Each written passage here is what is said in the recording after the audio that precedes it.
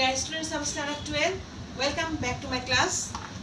Today, I will explain some topics from your chapter Magnetic Effect of Current. I have already started this chapter and I have made one content, digital content for you. But today, I will explain the class by using a board. So, from the previous class, I want to summarize one thing. When current is passing through any conductor and if you keep a magnetic compass in front of it, then you will see the compass needle will be deflected, isn't it? But usually what we have seen when any magnetic compass is taken nearer to the bar magnet, then the needle of the compass is deflected. But here we are seeing when current is passing through the conductor, the needle of the compass is deflected. Why this is happening? This is happening due to the current flow through the conductor. A magnetic field must be produced. That's why the needle of the compass is deflected for that magnetic field.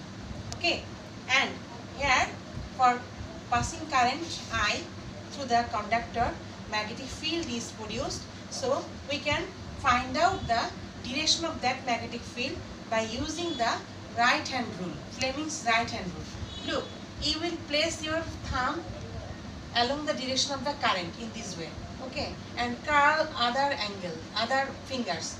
So other fingers which are curled, those will show the direction of the magnetic field, and the thumb that you are placing in the direction of the current flow is showing the direction of current flow. So other fingers which are curled, look, and the direction here in this case, the direction of magnetic field in the right side of the conducting wire will be inside the board, and we will represent that by using a cross sign. When the direction of magnetic field is inside the board, that time the direction of magnetic field can be shown by using a cross sign. And then in this side, in the left side, where will be the direction of current magnetic field? Look, in this way, if you curl your finger, then here thumb is representing the direction of current flow, and other fingers which are curled outside of the board, that represents the magnetic field direction, and that you will show by using a dot. That means when the direction of magnetic field is inside the board, that time you will use cross sign, and when the direction of magnetic field is outside of the board, that time you will show dot sign.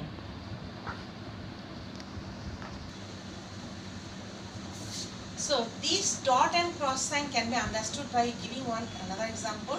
Look, you know arrow.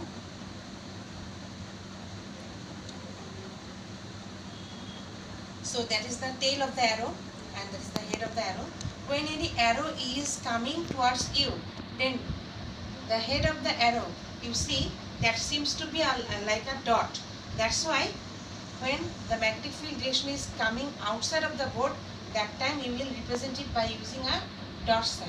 And when this arrow is entered into the board, then the tail of, you will see the tail of the arrow.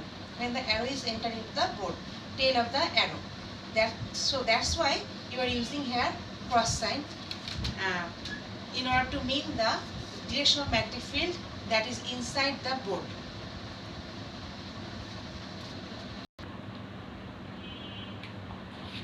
So dear students, I have explained here that when current is passing through the conductor, then the needle of the magnetic compass is deflected. But now I will show you another one case, that is if current is passing through any conductor and if you keep a rest charge, that means a charge which is at rest in front of the conducting wire, then what will happen?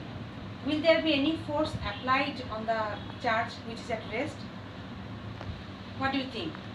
Yes, the charge which is at rest will not experience any force due to the magnetic field created for the current flow to the conducting wire.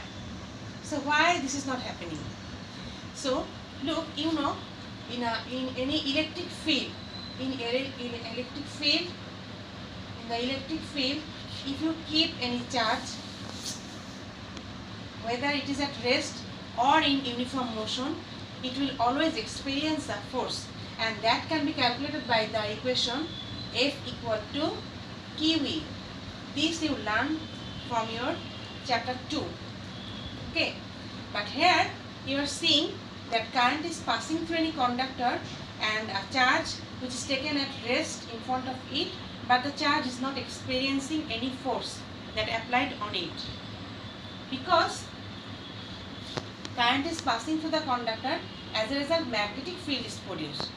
If electric field would produce, then it will experience a force, because in the electric field, whether a charge is at rest or in motion, it will always experience a force exerted on it, and that can be calculated by the formula F equal to QE. But here the charge is at rest and it is not experiencing any force. So from this explanation, it is clear that when current is passing through any conductor, that time only magnetic field is produced around it, and this charge will experience force if it is in motion, otherwise not. So if the charge, this charge Q, is in motion, that is in motion with velocity v, that can be uniform constant velocity or variable velocity, whatever you can choose, but it will experience a force that is created due to the magnetic field. Okay, so in the magnetic field, suppose the direction of the magnetic field is inside the board, and in this magnetic field, if you put any charge Q that is in motion with velocity v, so here the direction of the magnetic field is where? Inside the board, and direction of the charge motion is along this direction.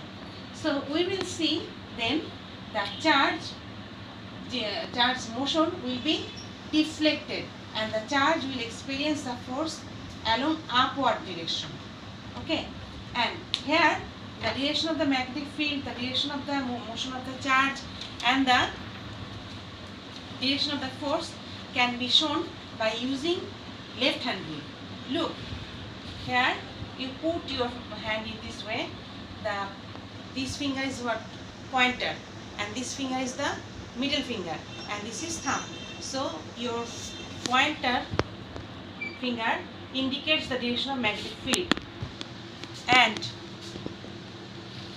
middle finger indicates the direction of velocity. Then the thumb will represent the direction of force. So here we are seeing the charge which is in motion in this magnetic field will experience the force F along upward direction. That's why the direction of the motion of the charge will be deflected. The charge will be deflected from its motion. And if here you consider a negative charge, that means electron. If you consider positive charge, that time you can consider proton or alpha particle, because those two are positively charged. But if you consider negatively charged particle, that means electron, then same thing will happen here, but the direction of force will be in the opposite direction, that means in the downward direction. So from the previous explanation, it is clear to you that when current is passing through any conductor, then a magnetic field is created around itself, isn't it?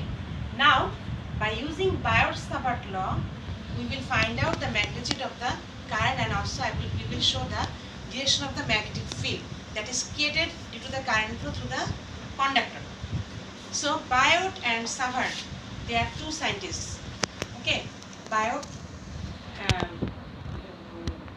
and another one scientist, Savart. Those two scientists who mathematically proved a formula. By using that formula, we can calculate the magnitude of magnetic field. So look, here we have taken a long wire through which I current is passing through that wire. Dear students, you have to remember one thing: Biot-Savart law is like the Coulomb's law. You know, Coulomb's law is applicable for point charge. And here, by using Biot-Savart law, we can find out the magnetic field intensity, but for finding out magnetic field intensity, we have to consider a very small length. So that's why this long wire, whose only a very small element we have taken, that is dl. Okay, very small length dl, and the midpoint of dl is O. From O at a distance r, P is the point, and we have to consider to find out the magnetic field intensity at that point P.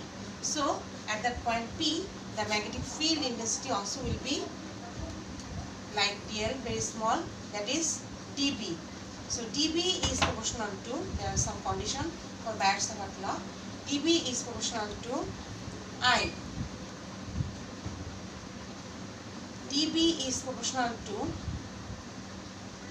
sine theta. Look here, along this direction and this direction, that means this distance, there is an angle, that is theta.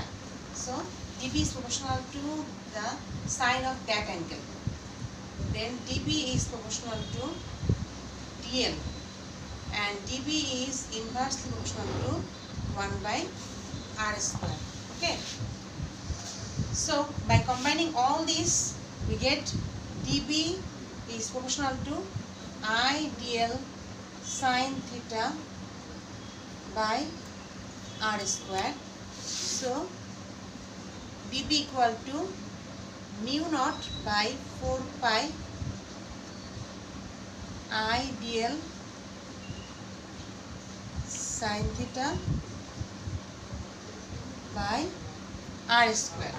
Here, you know, if you want to remove proportionality sign, then you have to take any constant. So here mu naught by 4 pi is the constant, whose value is 10 to the power minus 7.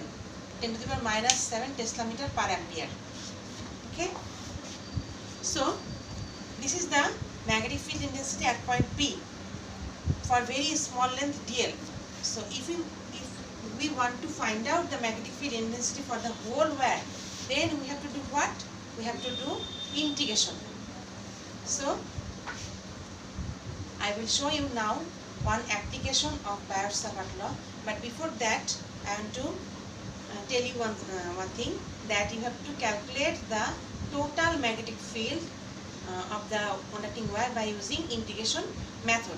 And another one thing, that magnetic field is a vector quantity. Okay. So I have told you that magnetic field intensity is a vector quantity. So we can represent it by the vector form, like cross product mu naught by 4 pi I dl cross r, unit vector r, divided by rq. Here we have taken unit vector r, that's why here rq. So in this way we can represent the Biot-Savart law by using the vector form. Dear students, in the next class I will show you the application of Biot-Savart law. So till then, stay safe, stay strong. Goodbye.